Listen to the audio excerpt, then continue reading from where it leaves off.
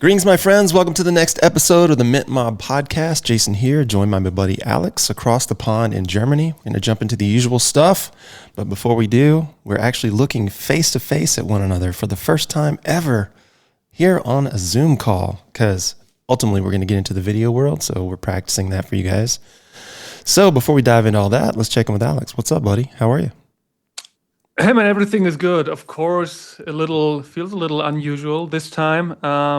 You mentioned it already. Like it's a very intimate and private moment for us because we never had a face-to-face call, and this is the first time actually. So you guys are participating here, and everything is good. Of course, we have pretty big things ahead, pretty cool stuff coming.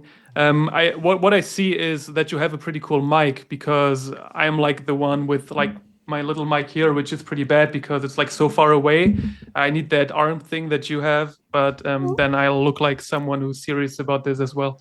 Actually, your mic sounds really good though. So maybe you just need a little arm and the same mic will be fine.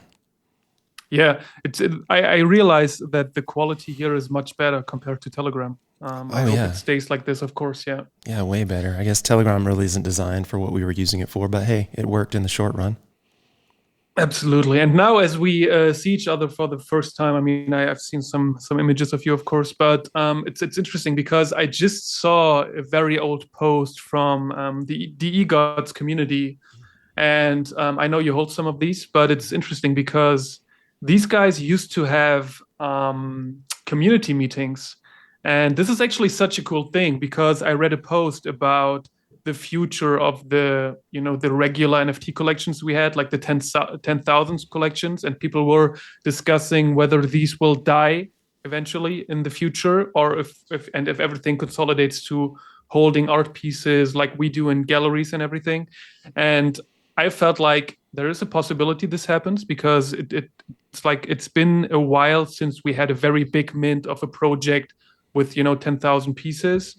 But when I read about the community events they had, I felt like this is actually such a cool thing. And I know you and we've spoken about eventually meet at NFT NYC for the first time, which would be a pretty cool event, and we could invite everyone from the United States, and then we could of course continue and have an event here in Europe, Portugal. I think we got NFT NYC, NFT Lisbon. And this is something we should do, in my opinion.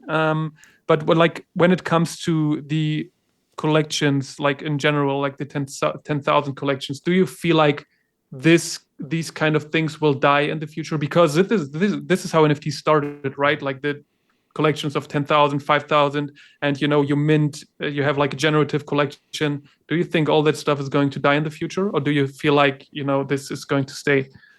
It's a good question. I think everything is purpose driven, right? So if someone comes forth with a great idea and they want to raise money for it, I think the idea of NFTs as pretty pieces of stock can still exist. But I think the days of just some random group of people coming together and throwing a Discord up with a bunch of hype and minting out 10,000 pieces at any reasonable cost are definitely over. I mean, I think if you're going to charge real money for your NFTs, which you kind of need to, if you're going to have a dev team and actually build anything, then you really want to have some sort of really good idea behind it that's going to be supported by those funds. Otherwise, people, at least smart people, are going to question, why am I buying this? What do I get? What's the benefit to me, right? Whereas in the past, everything was just hype and hope. I think the future that we're moving into is one of purpose and passion, right? Like we have this purpose and we want passionate people to help us build it. Yeah, absolutely. I mean, we've spoken about these galleries as well, and of course we feel like many more people. You're actually a good example, right? Like you started having your how was it called, Aureum archive, Yep. correct? So I think we've already discussed that we would love to have the utility to teach people or to provide a platform so people could have their own galleries, right? And I'm not sure like whose profile I checked out recently, but I was on one profile and I checked out the art, and it's obviously quite annoying to have to like switch chains and go to different platforms to see what everyone holds. So this is of course like hopefully a future utility of the Goodfellas. But if I, I actually already announced that I want to do it. Or if somebody else, maybe Mark, I know he listens to the podcast and wants to create a gallery for himself as well. What's like the easiest way to create it as of now? The easiest way to create it right now is to come up with a name and an image that you want to represent the gallery. And basically, you want to do this because you need the collection NFT first. So the Aureum archive that you mentioned earlier, Aureum is just Latin for golden. So the golden archive, and that's kind of our thing, the LFG, let's find gold kind of a thing. I just created a little tile and I came up with a name for it and I created that NFT first. So the collection NFT has to be created first. Platforms like Launch My NFT will default create a collection NFT for you if you don't have one. But it's much better to create the NFT separately so that you have the image that you want and all of the data that you want. And once you have that, you'll get a hash or an ID for that NFT. And then when you mint into the future, whether you're using Launch My NFT or you're minting from the command line or using something like Sugar or TS Sugar, which is the core version of Sugar to mint NFTs from the command line, then you'll want to have that ID and basically tell the code to put or tell the utility to put the next NFT that you mint into that particular collection. And the cool thing about the collection NFT is they're hierarchical. So the hierarchy is however you set up that parent NFT, all the other NFTs default to those settings. So for example, if we have a collection NFT that says anything in this collection has a 10% royalty. Well, when you mint the next NFT in there, it automatically inherits that royalty structure. And you can change it by adding plugins to individual NFTs, but the collection NFT governs everything underneath it unless otherwise specified. So the easiest way to do it is to create your collection NFT first and then mint into that whatever bits and pieces of art that you're collecting. But it looked like, at least on Launch My NFT, when I tried yesterday, it looked like it requires like the first gallery NFT as well. Is that correct? Or can I just create a collection without an NFT in that gallery? Yeah, I think what you'd want to do to get around any type of code is just have your collection NFT ready to go, and then have your first piece and do the collection and the first piece at the same time. And then even if Launch My NFT, like if you use Launch My NFT, it creates like this default image for your collection NFT. You can still take that hash, that collection NFT hash, and go into their tools menu, and there's an edit NFT function. So you can pop that NFT into the edit function and you can change the image right there. So whether you do it with a collection NFT and your first piece, or whether you do it from the command line, which is what I would do, and I'd create my collection NFT and then take that ID and just mint into it using Launch My NFT. Either way is perfectly fine. It just comes down to like what you're familiar with at the end of the day. Yeah, I get that. I'll try to do that in the coming days. And obviously, for any of you guys, if you have questions or anything, reach out in the Discord. I feel like the hardest part right now is, especially when you reach out to new artists, to basically tell them about the idea you have and why you want to mint everything into your own gallery, because obviously everyone has his own chain and collections, and they have a tendency not to separate it. And this is something you need to communicate, of course, and basically explain why you want to do it. Did you reach out to new artists that we haven't had yet in the Goodfellas ecosystem and explain them? I'm not sure. Like I checked out your gallery. You have like 5 or 6 pieces in there, right? I think there's 8 pieces in there now. 7 pieces, 8 pieces. I have 3 from Nastya. I had a couple done from her recently that just added. But yeah, I have artists in there that we've not used before. But again, I'm coming from the standpoint of we've done enough in the space thus far to at least have a good reputation. And because I've been fairly active on X, people see me as someone who has played with artwork at least a little bit and has an appreciation for it. So when I reach out to an artist, and let's say it's a piece that they've listed on Tezos, for example, The one piece in my gallery the first piece that I purchased or that I really like is the one that's the girl with the rainbows. She's holding the sign that says "Among the Bears," you know, because that's kind of how I feel like I am, right? Like I'm just surrounded by people who are bearish and for really no reason. Like at the end of the day, like the market's down, but the market's not going anywhere. So that particular artist, she had that piece listed for, I don't know, like $20 or $30 in total on Tezos. So I forget how many editions she had. But if she sold all of the editions, she would have made $30 or $40. So I was just like, listen, I'll buy the piece for $40 or whatever it was. And, I want to mint it into my own gallery though. And then, okay, why do you want to do that? Well, the reason I want to do that is because it mirrors the real world. And then I go into that whole spiel about going into an art gallery and buying a piece off the wall and, that sort of thing, right? And then if there's any concerns about royalties, I'm like, well, listen, if I buy it from you, it's never going to get resold. So there's really not going to be any royalties, but I'll pay you extra now to make up for that, So it's really a pretty simple conversation, but, obviously in crypto Twitter where everyone's anonymous and sort of childish, really, if we're being honest, and people are afraid to have real world conversations, this is a scary thing. It's just like, you have to be if you want to get anywhere in the world, you have to ask the fucking question, ask the question. And, whatever they say is fine. If she had told me no, I would have been like, cool, I still love the piece. If anything changes, let's talk in the future. I'm not going to be all pissy about it and, get mad. Like, I didn't get my way, so I'm going to cry and go home. No, it's just the real world is sometimes people tell you no. And that's all right. If they tell you no, big deal. Ask somebody else. There's millions of artists in the world. Go talk to a new one,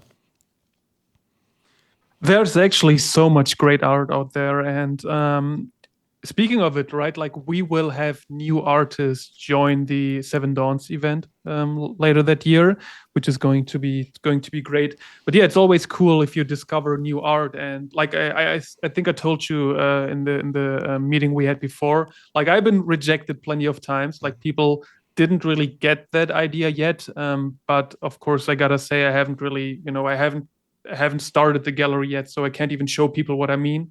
I think it's going to get easier once you get some sort of reputation and people see, hey, this or that artist already participated, so it seems like a good thing. And yeah, looking forward to that. I will definitely reach out to some artists we've already worked with, and she is obviously on top of my list as well. And yeah, this is going to be pretty cool. Let me just see. Yeah, this is like one thing that's pretty interesting is yesterday last week we actually decided to try video podcast for the very first time.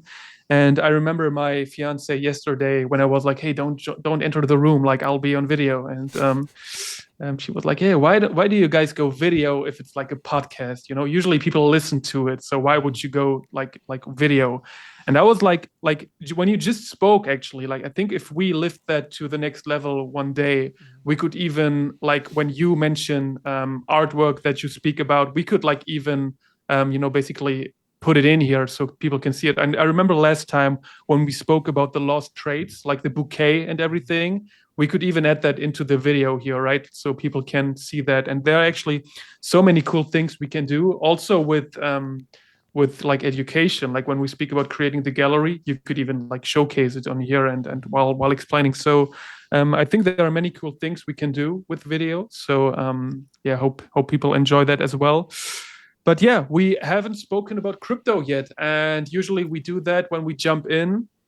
Do you see that Solana is somehow hinting at something big happening this week? I know there is the Breakpoint conference in a couple days, and Solana is always like big week ahead and big things going to happen. Did you see that? Yeah, I saw the announcement, but I didn't see any specifics. I mean, Solana's already had a big year, to be honest with you. They've done a lot of great things for integrations, stable tokens, financial world, speed upgrades. I mean, they've done a lot this year. The big thing that's been in the news recently with Solana is this little pissing match, I guess you'd say, with the Ethereum people, because the ETH was trying to build a formal bridge to Solana. I don't know if you saw this. And, there was some friction about getting this done or not getting this done. And Tolley was taking some heat and some flack around, oh, Solana's so centralized and this and that and the other thing and blah, blah, blah, blah, blah. But, the truth is, like, ETH has, at this point, I think something like 100 level twos. There's at least 100, maybe more ETH level twos. Base is one, Monad is one, like all these different level twos. And, the question is, like, why do we even need a bridge to ETH?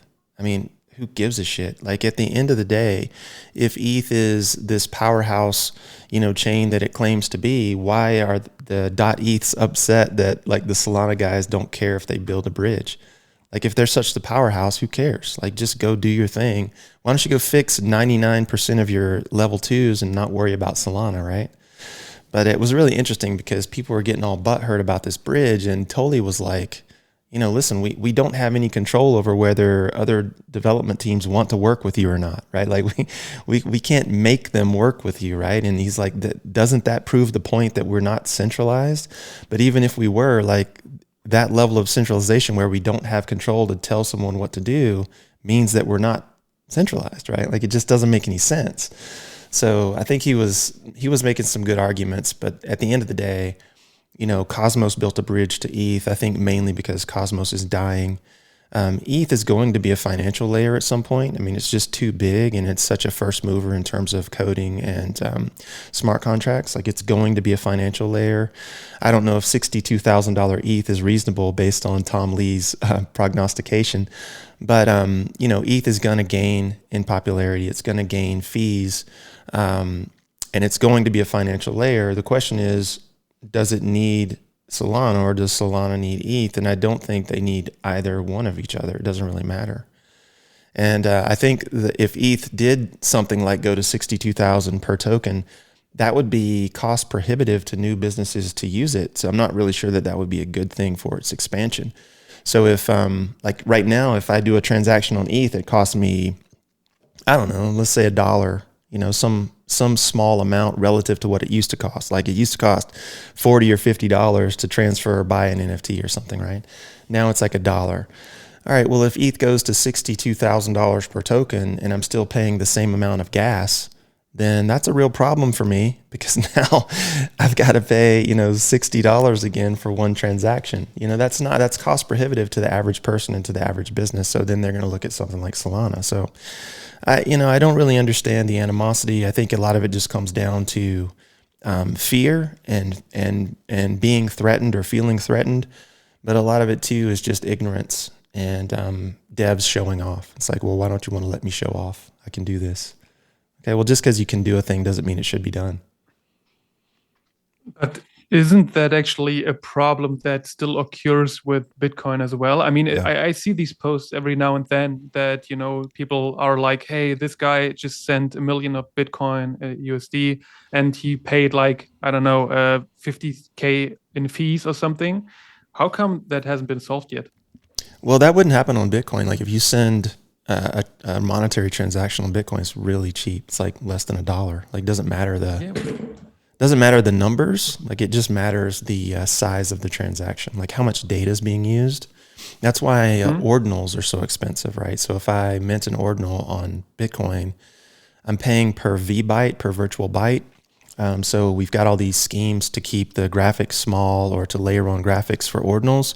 But when you're doing a financial transaction, you're just sending numbers. You're sending one UTXO, and that UTXO is going to take up some space, but it shouldn't require thousands and thousands in fees. Usually it should be, just a few dollars at most.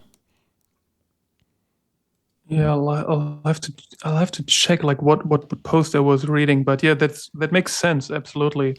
You have to remember how Bitcoin works, right? Like, if, let's say I wanted to send you $1,000 right now, and I wanted to make sure that $1,000 transaction got into the next block, right? Well, when I look at when I look at the mempool, if people are paying, I don't know, if people are paying, like I don't know, like 10 cents per VByte or something like that, and I want to make sure that I get into the next block, then I have to overpay, because the miners are going to take the most profitable transactions because they get a fee from that, right? So Bitcoin blocks are incentivized and transactions are incentivized to be done based on the amount you're willing to pay to get the transaction through. So if someone really wanted to get the transaction through really quickly, they could offer to pay like huge amounts to get the transaction through, but it would not necessarily be a requirement to get the transaction through. Okay, so when I see these posts, that usually means that people willingly paid that amount of money to get the okay, that makes sense. Yeah, it's actually fun that you still see people with like mining rigs at their homes, making like or being able to I don't know, they solve blocks, right? That's what they do, and they sometimes they have like tremendous amounts of rewards still, and that always like that kind of I kind of get tempted to get a mining rig, but I don't think it would make sense, right?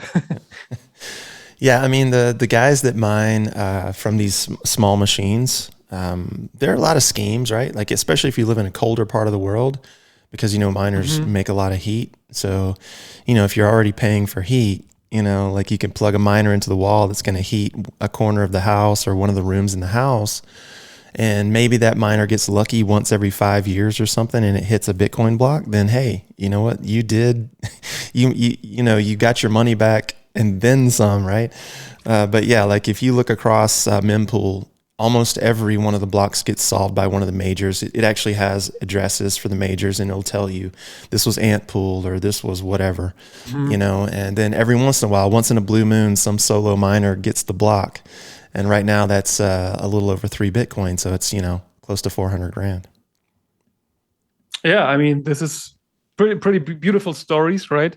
But I could play the lottery as well. Let's see. I had some more topics that I wrote down that I wanted to speak about. Did you read that that Netflix bought Warner Brothers? Yeah, that's actually crazy. I saw that. Yeah, crazy. I didn't. And I felt like when I read that, I felt like 80 billion sounds quite cheap, actually. Like for Warner Brothers, right? Like is it like all the IP rights to big like franchises like Harry Potter, Game of Thrones, and all that, and 80 billion sounded like a fair deal, actually. Yeah, I mean, when you think about it, because I think Warner even owns all the DC brands, right? So I'm not sure if that was included. I'd be curious to know, because then that's your Supermans, your Batmans, like your Wonder Womans. That's all. I believe DC. Wait. Superman is DC? No. Yeah. Okay, yeah, yes, of course he is, man. I was like, dude, I was confusing him with Spider-Man, of course. But that's how we know. That's how we know you're German, man, not American. You don't know Superman is DC. Come on now. Yeah, no, for sure. Marvel is Disney, right? Marvel is owned by Disney. Yeah. Oh, okay. And Star Wars is owned by Disney. And Star Wars was bought for $4 billion, right? That one property, which was a screaming deal, really. When you look back at it, that was 10 or 12 years ago. So 80 billion for all Warner properties. I mean, in this day and age, like they could probably make that money back on just a few of the properties that they purchased. So, I mean, it sounds like a good deal. And in terms of like global reach and popularity, and especially if they got all those DC characters, which I haven't looked at the contract or like the notes from the contract to see if they did or not. But I'm assuming they did, because I'm pretty sure Warner held DC. I'd have to look that up.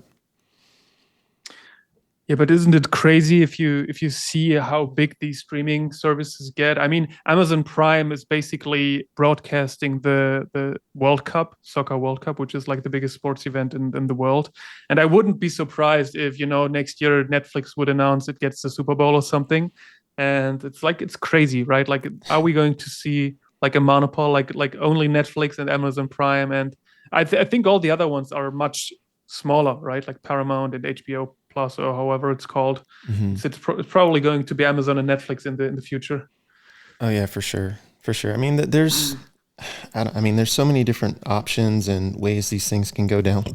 Excuse me, but like when you think about all the possibilities, like just like I have a Prime subscription, right? So I get Prime Video or whatever, and so right now on Prime, every time I watch a show or television or whatever, Amazon is trying to sell me something now. So that whole idea of, the entertainment basically extracting more value from the viewer, used to all they could do was sell commercials or sell ads, right? And of course, the Super Bowl, as you mentioned, would be one of the greatest viewed events in the world. And it would basically command massive fees for commercials and ads, right? Well, now they can basically run a show and then they can run an ad that's related to that show and sell you something while you're sitting there in front of the television, and an order goes through and it shows up at your house 2 or 3 days later. You don't even have to get out of your chair. I mean, so like the revenue streams for something like a streaming service, Netflix, Prime, Amazon, I mean, it's ridiculous. So, I mean, I don't think we've really scratched the surface of what that looks like. But at some point, this things showing up at my house activity, where it used to take, weeks or months, or now it's down to days, and sometimes in the case of Amazon, it's even hours. Like you can get stuff same day. It's only going to continue to speed up and get more efficient. So as robots come online, so yeah, I mean the amount of revenue that they stand to generate is insane. And I did verify with Grok just now that Netflix did effectively acquire the DC properties as well. So now they own the Supermans, Batmans, Wonder Womans, all that stuff, right? And those are huge properties. I mean, I think Batman alone is DC's biggest property in terms of sales. So not only do you have all the movies, right? You got all the merchandise, all the shirts, all the toys, all of those royalties now flow to Netflix. So yeah, they probably did good with this deal. Do you remember when you first discovered Netflix? Because I do. That was like in 2014, and I remember when I saw that, some girlfriend was actually having that, and I was still in the era of, downloading movies, sometimes legal, sometimes not, and putting them on my hard drive and USB to my TV and everything. And then I saw Netflix and I was like, this is never going to be successful. Like look at that small amount of movies you can watch. And now it's there. And do you feel like when you saw that first, you felt like this is going to be a big thing in the future? You know what? I don't think I really got involved with it until it was fairly well established, and that was like the early teens, I believe it was, like in the teens there. Because I think you had Redbox here, which was like a DVD service. You could, go to a machine and you could buy a DVD and take it home, but you never had to return it. You just kept it or whatever. And then Netflix kind of did the same thing, and then it turned into streaming. And then once the technology came online where you could get data fast enough to stream, I mean, it was over at that point. So now that we have networks set up that can stream at light speed around the globe, I mean, Netflix was a foregone conclusion at that point. Yeah, it was definitely going to succeed. Absolutely, just like Spotify for music, right? And I mean, we keep speaking about being at the infancy of NFTs right now, and I think this is why many people can't really imagine what that could be in the future, and how early we are. We keep repeating that, of course. But yeah, what's like when you think about the biggest use case NFTs will have in the future, do you see that in the art sector, or do you feel like it's some sort of tokenizing real estate or financial, things? What do you think?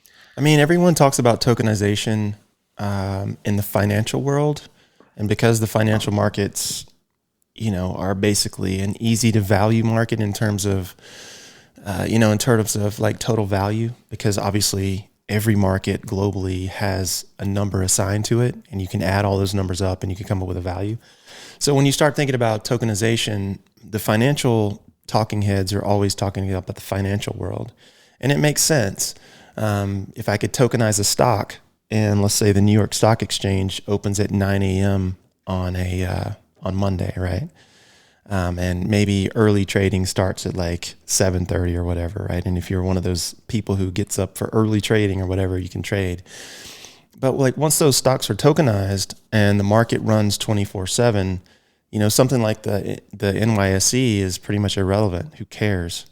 If I can have something that represents the stock and the stock can trade separately from that, and I can abstract that layer away, why do I need the old school version of stock trading? Right. So this is kind of like the dream of, the wet dream of financial analysts right now, is tokenizing everything financial: stocks, bonds, real estate. Of course, there's a company called Proppy that's been doing acquisition of like tokenizing addresses to start off. You could tokenize your home address or whatever. And then, of course, that leads over into title, meaning that if I buy a house here in the States and I go to close on the deal, one of the things we have to do is, the title company gets involved to make sure that the chain of custody hasn't been broken and that everything is verifiable and that you do have the ability to purchase that property, that there's not some ghost in the middle of the transaction, right? I'm sure you have the same thing in Germany.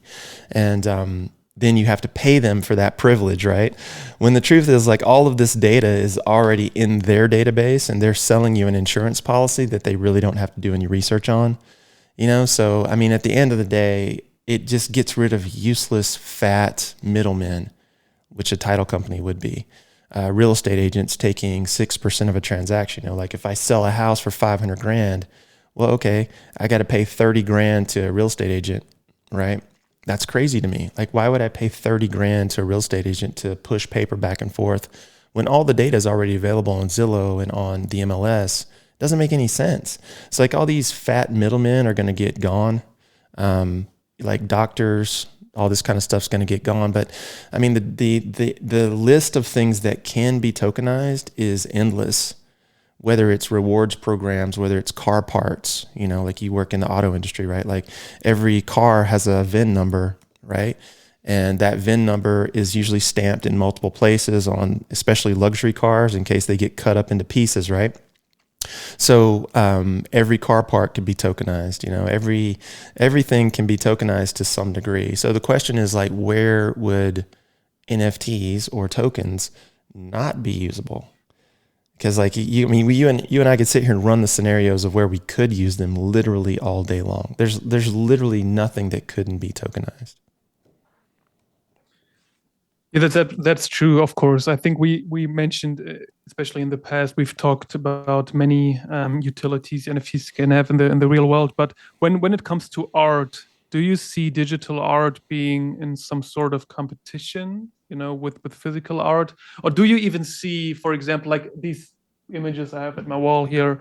Do you even see people have, like, I don't know, electrical frames on their walls that can showcase NFTs? Or do you think this is always going to stay a niche? Honestly, I think all of those things can exist simultaneously. And I mean, like, I love digital frames. I mean, they're very cool. If you have like your favorite photos in your digital frame, and then they're rotating. I didn't know they were available already. Oh yeah, they've been available for quite some time. Yeah, for sure. Even my television, right? Like, so I have a Samsung TV on the wall, and one of the modes you can put it in is like an art mode, and it just has a black border going around the edge, right? And it'll display a piece of art. So you can leave it on and have the piece of artwork there if you don't want people to think it's just a black screen, right?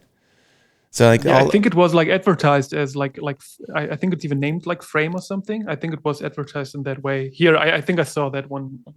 Yeah. So all of these types of digital frames already exist. Of course, the old school human work will always be valued because it's related to someone doing hard work and mastering a skill. And I think we're going to get back to more of that. Like I see more and more videos and reels online of people doing craftsman type work, whether it's woodwork or whether it's leather work, like getting back to the human sort of mastering a craft that can then be put into the marketplace. Humans value this because they know the work, or they appreciate the work that goes into it. So like something like like a Fendi bag or a Gucci bag that all come out of the same fucking Taiwanese factory and gets shipped to wherever and stamped Gucci or Fendi or whatever. Like all this type of stuff is, I mean, for the average person holds no value because they know that it comes from the same factory, There was a one point in time where like the BMW 8 Series and the Rolls Royce came off the same assembly line. Like they had the same frame at one point, right? But the price difference was massive, right? Like a BMW 8 Series or like I forget which Rolls it was. It was like I forget which one it was, but they were basically rolling on the same chassis, right? And like once people learn these little tricks, it's like, okay, well, what am I really buying here? And well, if I'm buying the rolls, then I'm buying the wood grain. It's like actual wood grain, like a human actually sanded the wood and stained the wood or whatever, right? Versus something that came off an assembly line and was stamped by a machine, you know? And I think people value that more. So I think we're going to see more and more small businesses come into being and more gig work, right? So like if you know how to code, but you don't want to work for, you know, some guy down the street or the corporation, then you put yourself out into the world as someone who does coding for like Web3 or AI or something. And then a job shows up in your inbox and you do the job or you don't. And then a smart contract pays you when the work is complete.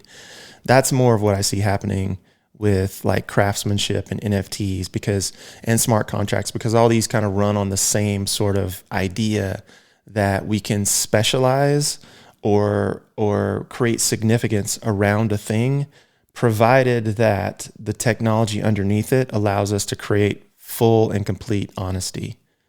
You know, that's the problem is, you know, lawyers exist because humans like to lie, you know, and same thing with title in insurance. It's just like, you know, people like to tell lies and get over on one another. So we have to have all these quote unquote trusted third parties. But if we have a machine that's truly impartial governing these transactions, then why wouldn't I be a small business that sold my goods and maybe attached an NFT to those goods? And maybe there was a reward attached to that NFT, which is one of the ideas that you were talking about with the Seven Dawns thing, right? So yeah, I mean, the possibilities are endless, and where we go, I think, is not big, but small. Like we get back to small business. Yeah, absolutely. And that's actually why I made the comparison to, 2014 Netflix, because looking at it now, I feel like it's so logical what happened, right? Like we had the possibility to transfer data so quick. The speed got so high and everything, so we were able to, get these movies onto our TVs.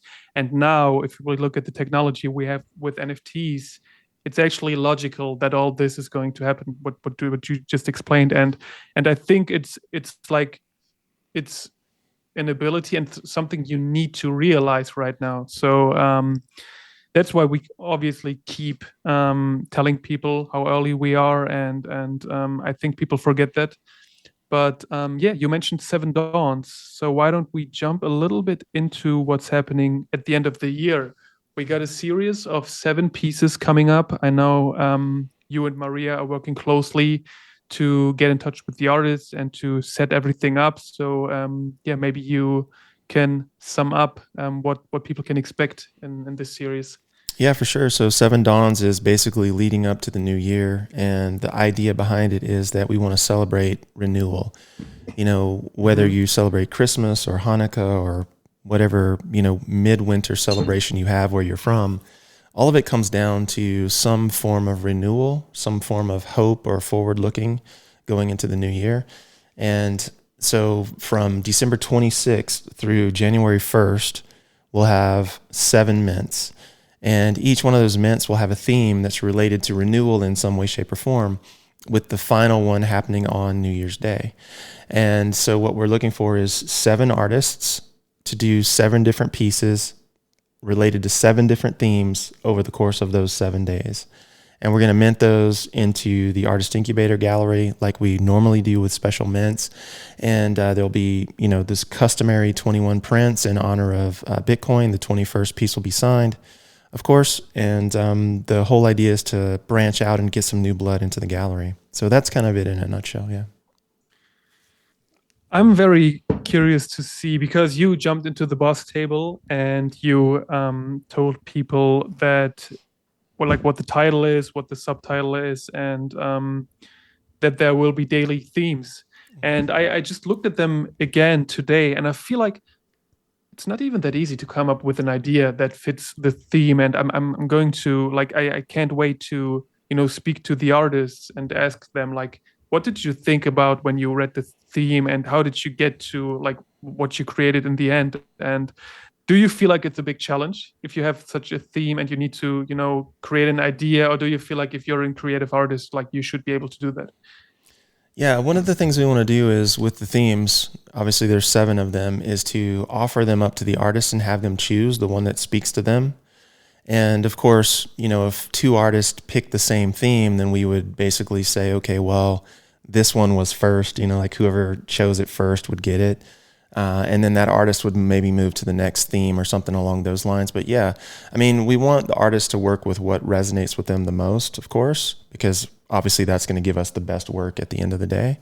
And yeah, I don't think it's easy to sit down in front of a blank page and do anything, whether you want to write code or, you know, do a construction project with your kids or, you know, like whatever, like it doesn't matter. Like when you sit down with a blank page, it's very difficult to start writing, creating, you know, painting, drawing, whatever the thing is. So having some sort of idea to grasp at least gives you a starting point, and that narrows your field of focus. And from that place, you can start to go into what you want to create. So I think it'll be helpful to most artists in a lot of ways, because again, the blank page is so intimidating. And hopefully the artists that do choose in will be able to pick the theme that resonates with them and make it so much easier, right? So here's the theme, it narrows your focus. I get to pick one I resonate with, and now I can run with it, right? So I'm hoping that's how it goes down. Yeah, absolutely. And I'm looking forward to, you know, to have the same feeling we had in October again, like, you know, getting together every day, minting pieces, everyone gets his number or tries to get his number, people trading and everything. Obviously, we will come up with some sort of reward if you manage to get the most pieces of the same number again. But yeah, I mentioned it in the beginning. I have a package coming up. By the way, I didn't have to pay anything. I think you said I Oh, might have to pay something at customs, but awesome. I didn't get a letter. I think they didn't open it. Maybe they haven't checked it. I'm not sure if you had to like add some sort of value or mention some sort of value, how valuable it is, because I think the value I'm allowed to import is around like $500 or something. Okay.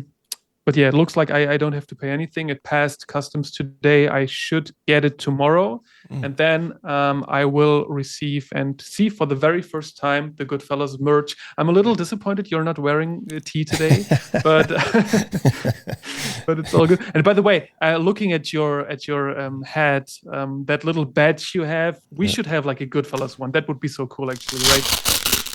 Yeah, for Yeah, you sure. can remove it So yeah, so this is the idea, right? When I get these made for a hat like this, these trucker hats are so cool, right? So I have a company that can actually create woven patches. They're really high quality. So this is definitely next on the list. And yeah, we'll get those out for sure. Yeah, that's pretty cool. I mean, we could have one for Siren Syndicate, for Goodfellas, Absolutely. and this is pretty cool if And you for can like ranks too, customize your right? cap. Yeah. So Yeah, like, you're right. Like I yeah, didn't like even for think everything, about that. right? Yeah, Like the ranks, like a kingpin. We need a kingpin. kingpin. Yeah, yeah, exactly. That'd be so That cool, would be right? cool. Yeah, absolutely. Yeah. Okay, so Seven Dawns starting December 26th. Is it? Like, it's funny, like Hmm. 26 is actually still a holiday here. It's like we have like two Christmas days, 25th and 26th. Do you And have Boxing obviously New Day? Year's. Is it Boxing I have Day? what? Do you have Boxing Day? No, no box. I never heard that. It's Boxing actually like Day? we got like Christmas Eve on the 24th, and then we Uh-huh. have like the first Christmas day and the second Christmas day, which is kind of weird. And then of course we got New Year's Eve on the 31st, which is obviously. I hope everyone is going to be able to show up. I'm not sure. Do you guys celebrate New Year's Eve? Like, do you have like fireworks and everything? Oh yeah, for sure, for sure. But I'm curious about the two Christmas days. So what is the second Christmas day for? Does it have a I don't name? know. Yeah, it's actually like first Christmas day and second Christmas day. That's like the exact translation. Really? And it's like both are holidays, and so Okay. you don't get to work. And we usually like the one more difference is that we get the presents on Christmas Eve. I think you get them on the day after, right? Yeah, like the tradition in our house. Well, you know, like with relatives, it's different in every household, right? But when I was a kid Mm-hmm. growing up, we had my grandparents on my dad's side, my grandparents on my mom's side. So on Christmas Eve, we would go to my mom's parents and we would do gifts and dinner. And then we would come home and then we would do our family Christmas like late that night so we could sleep in the next day. And then we had to go to my other grandmother's for like Christmas dinner on Christmas Day. So it was Mm-hmm. like three Christmases back to back to back. But that's how my family did it. And different families do it different ways. Yeah. Yeah, because like when you watch American movies, it's usually like, on like the 25th, Hmm. the kids are all excited running downstairs to Yep, the tree, and then all the gifts are like laying under the tree. And this is like what I thought is the usual thing in the United it States. is. But I mean, it probably depends on, your family relations and everything. Yeah, no, you're right. That's typically the way it goes. When we were little kids, that's how we did it, right? And then when we got older, we did our gifts at night so we could sleep in on Christmas Day. Yeah, Yeah. yeah, yeah. That makes sense. Pretty cool. And on New Year's Eve, you have like fireworks and everything. Yeah, New Year's Eve, very customary to have parties and have people over, and then fireworks at midnight, kiss at midnight. That tradition has been around since I was a little kid and before, so that's definitely part of it. And then then New Year's Day is usually fairly quiet. It's usually a quiet day. Hmm. Yeah. Is it like a holiday? You guys Mhm. get like, is it free for everyone? Yeah, yeah, yeah. From basically depending on who you work for or what your job is, like the week of Christmas is pretty much a write off unless you're in retail. You know, if you're working retail, then you're Hmm. working crazy hours. But if you're working at a job, I mean, most people are checked out, on like the 23rd or the 22nd, they're checked out. They might be there, but they're just kind of dicking around. And then the week after Christmas, between Christmas and New Year's, again, unless you're in retail, is pretty much a wash too. So a lot of people take that time off because not a lot happens during that week. So it's a pretty quiet week for a lot of people, again, except for retail people. How many days off do you get as like the average US American worker per year? I don't even know. It's going to depend on your employer, you know. But Yeah, I think don't it's know. like not much, like 10 to 15 maybe, right? I mean, I don't even know how true that is anymore. Typically, like the traditional job was always pitched as, 2 weeks vacation and then your holidays, whatever your holidays were. But I Hmm. don't think that even applies anymore because so many people nowadays don't work full-time jobs. A lot of Hmm. people are working part-time jobs or they're working jobs from home or they're working jobs from different locations. But yeah, if you're in a typical corporate environment, the package is usually 2 to 4 weeks of vacation plus holidays. So it just depends on who you're working Mm. for. And then Yeah, of okay, course, that makes if sense. I mean, unless you're an entrepreneur, like if you're an entrepreneur, you just work all the time, every day. yeah, and if you Mhm. have like home office or something and you Yeah. work from home, people stop working. Usually, like this is what I Hmm. experience here. Whenever people are on home office, they are like, I'm at the gym now. I need to get some breakfast now. They're never working. Like it's like they just have to turn their laptops on Yeah. and don't need to do anything. It's funny, but I would hate that actually. I hate working home. Like I feel like I need to get out in order to feel like I did something, and I don't want to stay at home like the whole day. And Right. I don't know. You probably work from home all the time, right? I generally work from home, but yeah, like you, I like to get out. So the first thing I do in the morning is I go for a walk or a hike, right? First thing I get out of the Hmm. house, right? So that's kind of like my my commute to work is kind of like walking or hiking and do a little workout, and then I'll sit down or check in with my wife or whatever and get the day started. But yeah, for the most part, I'm with you. I like getting out of the house. Are you like one of those guys who has like a step goal every day? Like I need to get 10,000 steps in or something. Well, during a cut, yeah, like right Oh, you now, are in a cut, right? yeah, I took Thanksgiving week off. Now I'm back on. And so I was on the cut for like 6 weeks straight. I lost like 15 pounds, Mm. 16 pounds, I think it was. So now I'm picking up after Thanksgiving and, I've got quite a ways to go to get to my fat goal. Like I want to be sub 12%. So, Hmm. I've got a ways to go for that. So, but yeah, like, when it comes to that sort of thing, I just try to commit myself to whatever my goal is and do the things that support the goal. So right now, 10,000 steps, 10 to 12,000 steps really is the target. Will you be disciplined during Christmas or do you Yeah, skip that? I mean, Yeah. I'll eat Christmas like Christmas Day, but I won't stretch it out and do crazy things all week. I find most people use the holidays for excuses to quit. It's like as soon as Thanksgiving, well, it starts with Halloween. In the States, it's like the perfect, sort of rolling of holidays. You've got October 31st is Halloween. Let's all celebrate. Let's eat candy. have a party. And then the third week of November, it's Thanksgiving and family's in town. And so it's the whole week. And then it's Black Friday, and then it's Christmas, and Boxing Day, if you're in Europe or Canada, is the day after Christmas. And then all the sales after Christmas, and then New Year's Day. So it's like party, party, party, party, party, party, party. And so what that translates to me is if I have a goal, excuse, excuse, excuse, excuse, excuse, excuse. Yeah, especially if you have New Year coming up and they're like, I'll start on January 1st. That's This exactly is it. like the worst time going to the gym, That's right? it. Like this is like I already like I when I imagine how it's going to look like in the first week of January, it's horrible. But the best thing is it usually gets normal in the second week again because people quit it already. But yeah, That's true. That's true. But yeah, I mean, that's the whole thing, right? Like from end of October on, people who are quote unquote setting resolutions, they are genuinely just making excuses. I'll start January 1. What's like, why would you wait, 60, 70 days to start your target? Like you're putting yourself behind another 60 or 70 days. Just start now. Maybe cheat on Christmas Day or Thanksgiving Day, but I mean, that doesn't mean you have to cheat the whole entire holiday season. Like it's just an excuse, one big excuse.